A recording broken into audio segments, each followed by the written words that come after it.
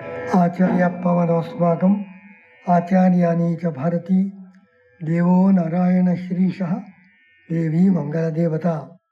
ಭಗವಂತನ ಭಕ್ತಿಯು ನಮ್ಮ ಜೀವನಕ್ಕೆ ದೊಡ್ಡ ಶಕ್ತಿ.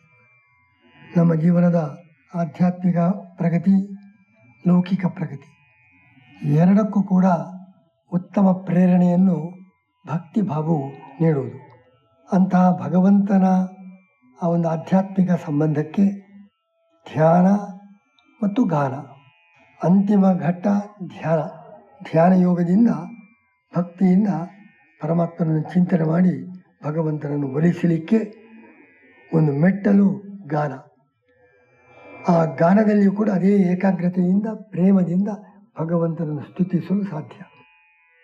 ಜನರ ಹೃದಯದಲ್ಲಿ ಅಂಥ ಭಕ್ತಿಭಾವ ಜಾಗೃತವಾಗಲು ಹರಿದಾಸರು, ಅಪರೋಕ್ಷ ಜ್ಞಾನಿಗಳು ನಿರ್ಮಲ ಭಕ್ತಿಯಿಂದ ಭಗವಂತನನ್ನು ಸ್ತುತಿಸುವ ದಾಸ ಸಾಹಿತ್ಯವೇ ದೊಡ್ಡ ಮಾಧ್ಯಮ.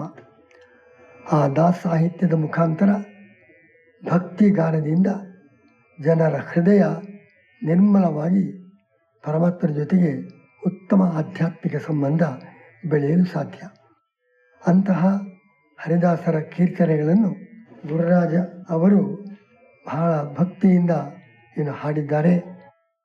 ಅವರು ಸೂರದಾಸರಂತೆ ಅಂಧ ಭಕ್ತರು, ಆದರೂ ತಮ್ಮ ಸಾಧನೆಯಿಂದ ಸಾಹಿತ್ಯ ಮತ್ತು ಸಾಹಿತ್ಯ ಸಂಗೀತದಲ್ಲಿ ಹೆಚ್ಚಿನ ಪರಿಶ್ರಮವನ್ನು ಮಾಡಿ ಅಂತಹ ಮಧುರವಾದ ಗಾನ ಸೇವೆಯನ್ನು ಸಲ್ಲಿಸಿದ್ದಾರೆ. ವಿಠ್ಠಲನ ಧವಳ ಹಾಸ ಈ ಭಕ್ತಿ ಕುಸುಮಾಂಜಲಿಯನ್ನು ಜನತೆಗೆ ಅವರು ಅರ್ಪಿಸಿದ್ದಾರೆ. ಅದರಿಂದ ಅವರಿಗೂ ಜನರಿಗೂ ಕೂಡ ವಿಶೇಷವಾದ ಆಧ್ಯಾತ್ಮಿಕ ಜಾಗೃತಿಯಾಗಲಿ ಎಂಬುದಾಗಿ ಈ ವಿಠ್ಠಲನ ಧವಳ ಹಾಸದ ಈ ಭಕ್ತಿ ಕುಸುಮಾಂಜಲಿಗೆ ನಾವು ಶುಭವನ್ನು ಹಾರೈಸ್ತಾ ಇದ್ದೇವೆ.